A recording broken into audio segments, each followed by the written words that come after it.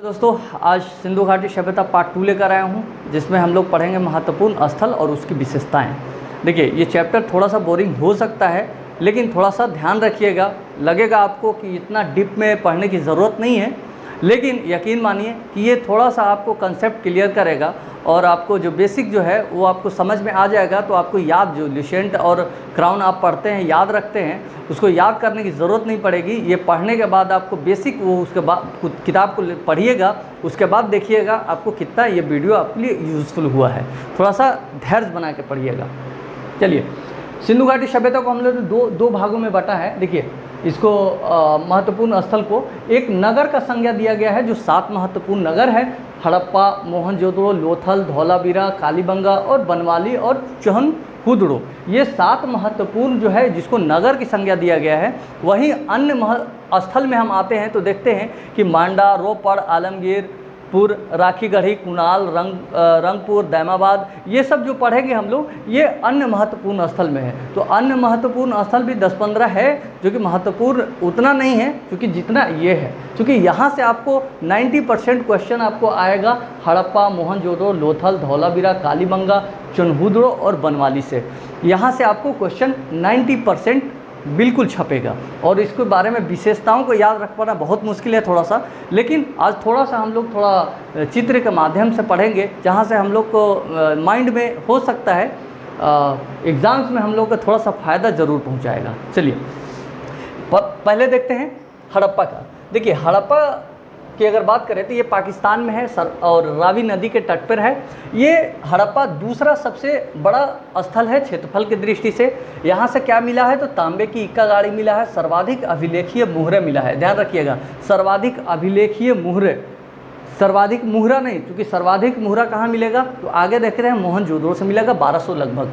उसके बाद 837 कब्रिस्तान मिला है, कहाँ से? हड़प्पा से। हड़प्पा के बारे में बस इतना ही। थोड़ा सा मैप देख लेते हैं। देखिए, हड़प्पा के जो निवासी जो लोग रहते थे वो 2 भागों में बट कर रहते थे। एक दाएं साइड में पूर्वी टीला जिसको कहते हैं, एक बाएं साइड में जो पश्चिमी टीला कहते हैं। तो देखिए, पूर्वी टीला में कौन से लोग रहते थे तो पूर्वी टीला में व्यापार, मजदूर और किसान वर्ग रहते हैं, यानी मध्यम वर्ग लोग रहते हैं। वहीं पश्चिमी टीला की बात करें तो यहाँ पर उच्च वर्ग रहते हैं, प्रशासनिक वर्ग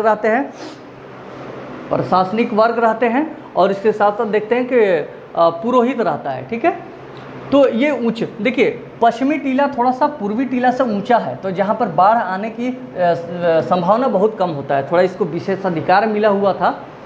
चलिए, अब यहाँ से क्या क्या मिला है तो देखिए, पूर्वी टीला जो है ये दुर्गीकृत नहीं है, यानी कि जो किला जो है इसको अलग से बाहर के प्राचीर से इसको नहीं घेरा गया है। लेकिन वहीं हम पश्चिमी टीला देखते हैं कि ये दुर्गीकृत है, तो इसको दुर्ग भी बोलते हैं, क्योंकि ये डबल है, बाहर की से भी इसको घेरा हुआ है। तो बाहरी जो ये जो घेरा है ये पक्का ईंट का है, अंदर का जो घेरा है वो कच्चा ईंट का है। चलिए, यहाँ देखते हैं। अब इसी का ऊपर, पश्चिमी टीला के ऊपर देखते हैं कि छोटा सा एक टीला, एफ टीला, कभी कभी क्वेश्चन पूछेगा एफ टीला कहाँ से मिला है, तो आपको बता सकते हैं कि हड़प्पा से मिला है और ये पश्चिमी टीला के ऊपर है। यहाँ से आपको क्या मिला है? अन्नागार मिला है। अन्नागार मतलब अनाज को कूटने का चबूतरा जो वृत्ताकार, वहाँ से ये मिला है। देखिए, अन्नागार यहाँ से भी मिला है। ठीक है, और आगे जो पढ़ेंगे हम लोग मोहनजोदड़ो, वहाँ से भी मिला है बृहद अन्नागार। तो क्वेश्चन यहाँ भी आपको डाइवर्ट करेगा, यहाँ भी मिला है, वहाँ भी मिला है, लेकिन वहाँ बड़ा सा मिला है, यहाँ छोटा सा मिला है, ऐसे समझिए। चलिए, समान वर्ग यहाँ पर पूर्वी टीला में देखते हैं तांबे की इक्का गाड़ी मिला है, और यहाँ पर सर्वाधिक अभिलेखीय मुहरे, ध्यान रखिए अभिलेखीय मुहरे यहाँ से मिला है। और सिर्फ सर्वाधिक मुहरे की बात करें तो मोहनजोदड़ो से मिलेगा। चलिए, नेक्स्ट अब देखते हैं मोहनजोदड़ो के बारे में। मोहनजोदड़ो को देखिए, पाकिस्तान के सिंध प्रांत में यह स्थित है और सिंधु घाटी के तट पर है। 1922 में राखन दास बनर्जी द्वारा इसको खोज किया गया। वहीं देखते हैं कि सर्वाधिक जनसंख्या वाला नगर है। इसको कहा जाता है कि मोहनजोदड़ो सर्वाधिक जनसंख्या उस समय कहाँ था तो मोहनजोदड़ो में था, 35 से 40 हज़ार के आसपास था।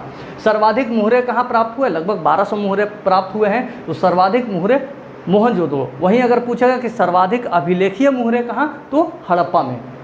ठीक है, चलिए, मोहनजोदड़ो से और क्या मिला है तो विशाल अन्नागार मिला है, विशाल स्नानागार मिला है। देखिए, स्नानागार और बृहद यानी कि बड़ा सा अन्नागार भी मिला है। यहीं से सभा भवन भी मिला है, कांसे की नर्तकी की मूर्ति भी मिला है, कांसे यानी तांबा टीन का उपयोग। देखिए, स्टुअर्ट पिगट ने जो है, देखिए स्टुअर्ट पिगट ने हड़प्पा और मोहनजोदड़ो को जुड़वा राजधानी बताया है।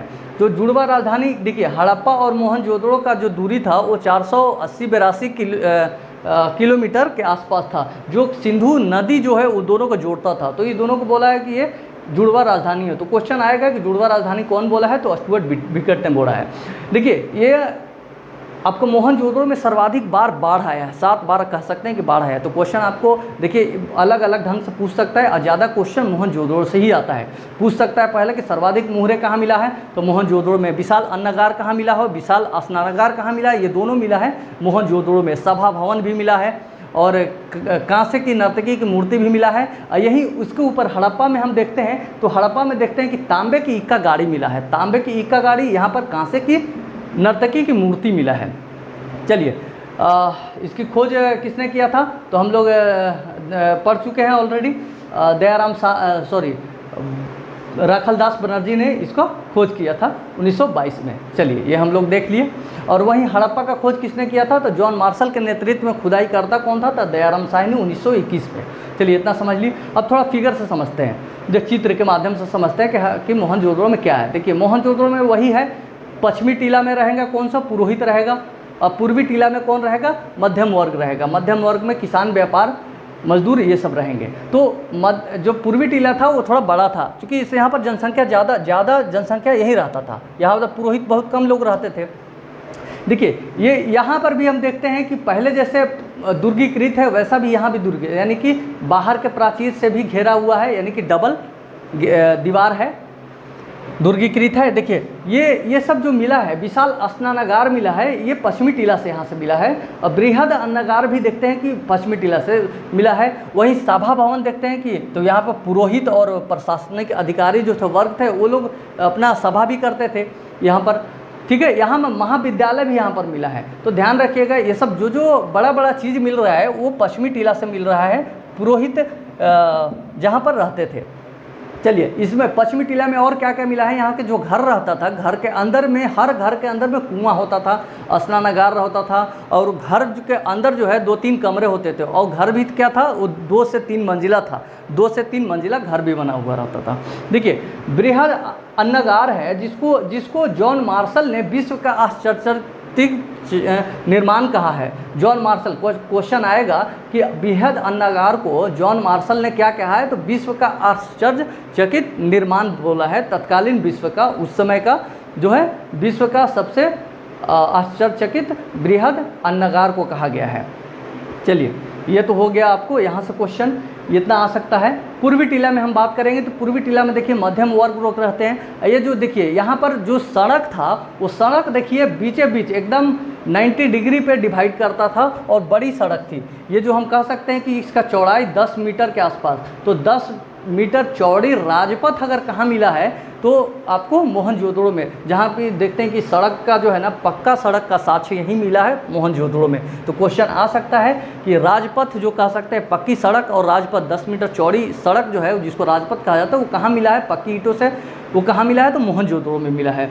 यहीं पर देखते हैं कि 1200 सर्वाधिक मोहरे मिला है। यहाँ पर सर्वाधिक मोहरे की बात करेंगे तो यहाँ, वहीं अगर हम हड़प्पा में बात करेंगे तो आपको सर्वाधिक अभिलेखीय मोहरे, ठीक है, कांसे की नर्तकी की मूर्ति यहाँ पर मिली है। ठीक है, ये तो आपने हम लोग देख लिए।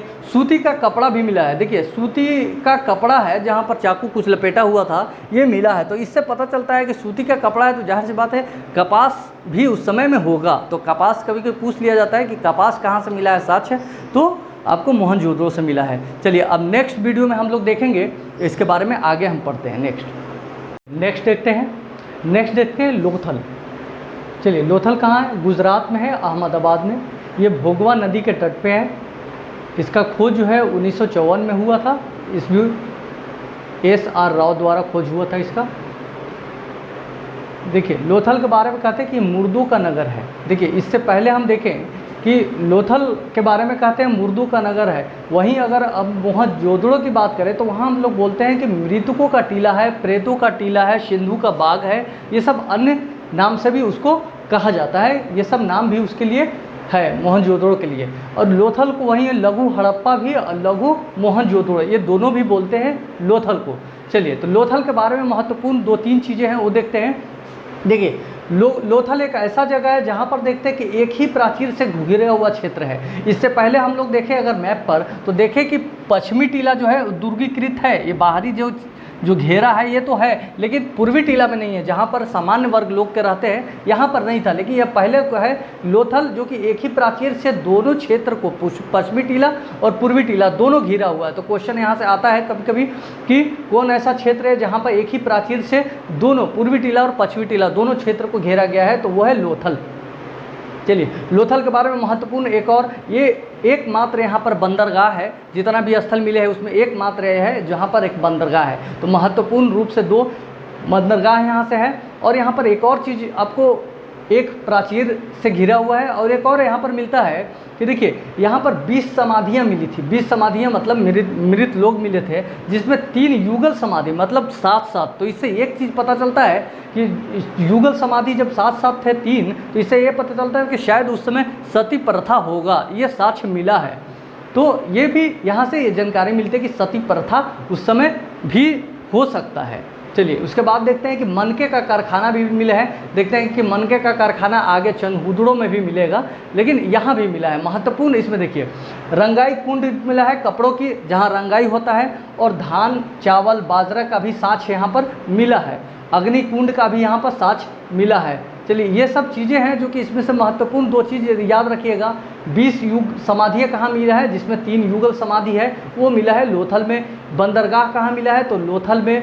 उसके बाद हम देखते हैं कि एक ही प्राचीर से घिरा हुआ क्षेत्र कहाँ है, तो लोथल है। महत्वपूर्ण वहाँ से वो 3 चीज़ें। चंदहुदड़ो से देखते हैं, ये पाकिस्तान के सिंध प्रांत में है। इसको झूकर झांझर संस्कृति भी यहाँ से प्राप्त हुआ है। तो ये पूछ सकता है कि झूकर झांझर संस्कृति कौन सी क्षेत्र से संबंध रखता है, कहाँ से मिला है, तो वो चंदहुदड़ो में मिला है। यहाँ से और क्या मिला है, देखिए लिपस्टिक, कंघी और इतर, ये तीनों चीज़ यहाँ पर मिला है। इससे पता चलता है कि सौंदर्य का प्रशासन का साधन जो है यहाँ पर मौजूद था चंदहुदड़ो में। वर्गाकार ईंट पर कुत्ता और बिल्ली का निशान भी यहाँ पर मिला है। देखिए ये सब कहाँ, यहीं से मिला है। वर्गाकार ईंट जो है वहाँ से ये कुत्ता बिल्ली का निशान मिला है। देखिए ये भी यहाँ से क्वेश्चन आ सकता है कि ये कौन सा स्थान था जहाँ पर दोनों में से, पश्चिमी टीला और पूर्वी टीला दोनों में से कोई दुर्गीकृत नहीं है, यानी कि रक्षा प्राचीर से घिरा हुआ नहीं है। तो ये चंदहुदड़ो था। तो क्वेश्चन यहाँ से देखिए यहाँ बनता है। चलिए नेक्स्ट अब देखते हैं यहाँ पर कालीबंगा।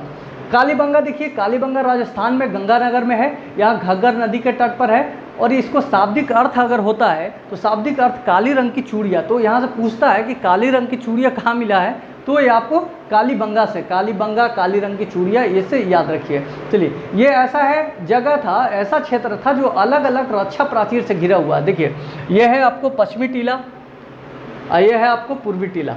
देखिए पूर्वी टीला और पश्चिमी दोनों देख रहे हैं कि दुर्गीकृत है, यानी कि एक तो है दूसरा भी रक्षा प्राचीर से ये जो है दीवार खिंचा हुआ है दोनों में। तो ऐसा पूछ सकता है कि कौन सा ऐसा क्षेत्र था जहाँ पर पश्चिमी दुर्ग और पूर्वी दुर्ग दोनों स्थित था, यानी कि दोनों में रक्षा तीर अलग अलग रक्षा तीर से घिरा हुआ था। तो ये था, ठीक है। यही हम लोथल में देखते हैं कि एक ही रक्षा प्राचीर से दोनों टीला जो है वो कौन सा है, लोथल है। चलिए यहाँ पर और आते हैं। देखिए यहाँ से जूता हुआ खेत का साक्ष्य मिला है। ये आपको बहुत महत्वपूर्ण है, इसमें याद रखिएगा कि ये जूता हुआ जो है खेत है और अलग अलग रक्षा प्राचीर से ये 2 बहुत महत्वपूर्ण।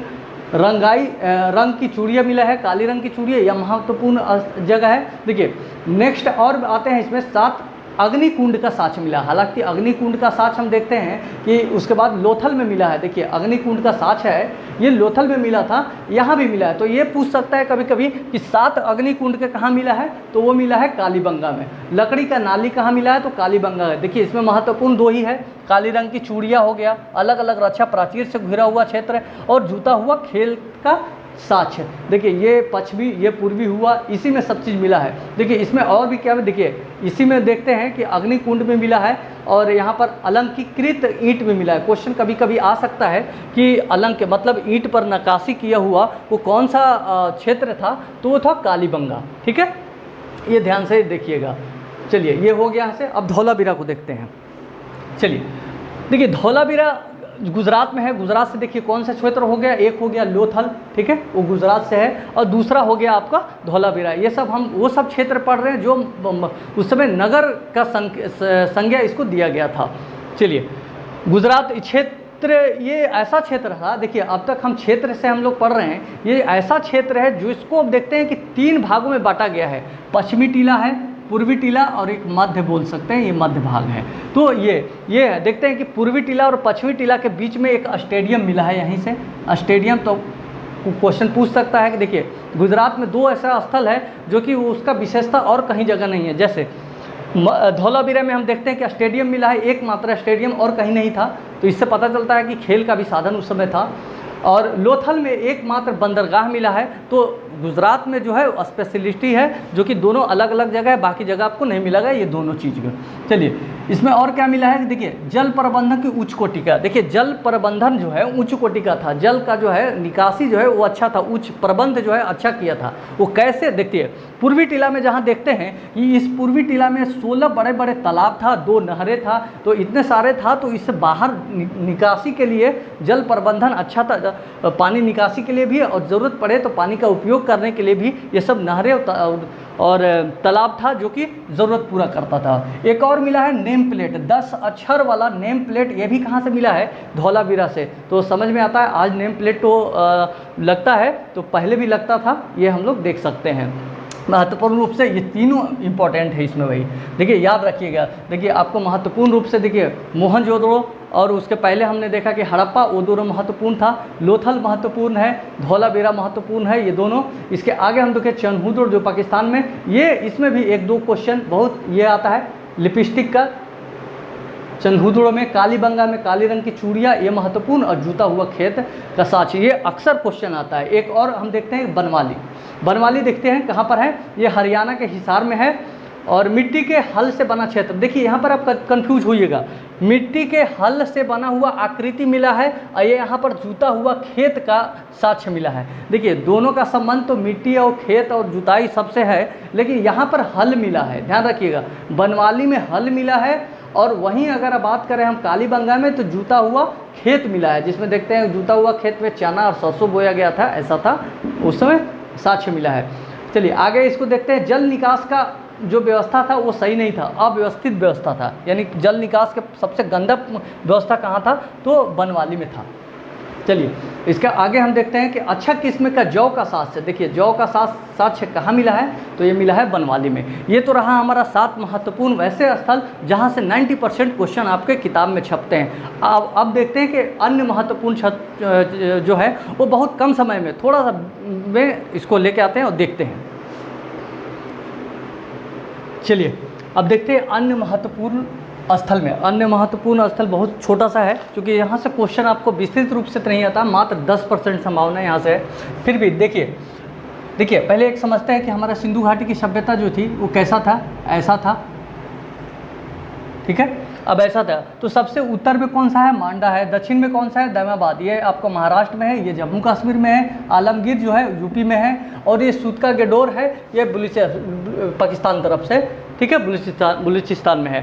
तो अब आगे देखते हैं, जम्मू कश्मीर में कौन सा है? मांडा है। तो इसके लिए बहुत महत्वपूर्ण ये क्वेश्चन इसलिए पूछता है कि सिंधु घाटी सभ्यता के सबसे उत्तरी स्थान कौन सा था? तो वो था मांडा था। वही पंजाब से एक क्वेश्चन रोपड़ के बारे में ये पूछेगा कि स्वतंत्रता से पहले, स्वतंत्रता के बाद पहला खोजा गया स्थल ये कौन सा था? तो ये रोपड़ था। रोपड़ में एक और क्या विशेषता थी? मालिक के साथ कुत्ते को दफनाने का साक्ष्य आपको मिला है। चलिए इसके साथ साथ और देखते हैं। देखिए ये आपको मालिक के साथ कुत्ता के दफनाने के साथ साक्ष्य और भी कहाँ मिला है, तो आप थोड़ा ध्यान दीजिएगा। पूरा पाषाण काल हम लोग पढ़ रहे थे, मध्य पाषाण काल और ये सब में, तो उसमें हम लोग देखे थे बुर्ज होम एक जगह था जहाँ पर ये मिला था, तो वहाँ भी आपको ये मिला है। चलिए हरियाणा में 2 जगह है, राखीगढ़ी, कुनाल। देखिए राखीगढ़ी कहा जाता है कि भारत में हड़प्पा सभ्यता का सबसे बड़ा स्थल कौन सा है? ये राखीगढ़ी। ये कब पता चला? क्योंकि इसका खोज ही हुआ है स्वतंत्रता के बाद हुआ है, और अभी पता चला है, चूँकि 1999 और 2000 के आसपास में इसको बताया गया कि हाँ ये भारत में हड़प्पा का सबसे जो कह सकते हैं कि बड़ा स्थल है भारत में। अगर भारत के दृष्टिकोण से कहा जाए तो राखीगढ़ी है। चलिए, कुनाल में देखिए क्या मिला है, वो भी आपको हरियाणा में है, ये चांदी का मुकुट मिला है यहाँ पर। चलिए आगे देखते हैं उत्तर प्रदेश में क्या मिला। देखिए उत्तर प्रदेश में देखिए आलमगीरपुर मेरठ, देखिए उत्तर प्रदेश में और भी जगह है, लेकिन महत्वपूर्ण रूप से ये है कि आलमगीर का इसलिए महत्वपूर्ण है कि सबसे, ये अगर हम पूर्वी बात करें कि सिंधु घाटी सभ्यता के सबसे पूर्वी स्थल कौन सा था, तो वो स्थल कौन सा था, तो यहाँ पर आलमगीरपुर, ये मेरठ के में है, उत्तर प्रदेश में है, ठीक है, मेरठ में है। चलिए गुजरात में क्या है, तो गुजरात में अन्य स्थल में रंगपुर है, जहाँ पर धान की भूसी का साक्ष्य मिला है। वही महाराष्ट्र देखते हैं तो दैमाबाद है जो सबसे दक्षिणी स्थल, देखिए ये दैमाबाद सबसे दक्षिणी स्थल। तो ये यहाँ से महत्वपूर्ण क्वेश्चन है, जहाँ से बन सकता है क्वेश्चन। बाकी हम लोग ने जो पढ़ा वो यकीन मानिए बहुत महत्वपूर्ण है, और एक बार में ये नहीं होगा, क्योंकि ये चीज़ ऐसा है कि थोड़ा सा 1-2 बार आप इसको वीडियो को देखिए, और यकीन मानिए कि ये आपके लिए इसके बाद आप देखिए कोई भी बुक उठाइए और देखिए आपको कितना इससे फ़ायदा हुआ है। चलिए आज के लिए यहीं पर, नेक्स्ट वीडियो में फिर मिलते हैं। Thank you.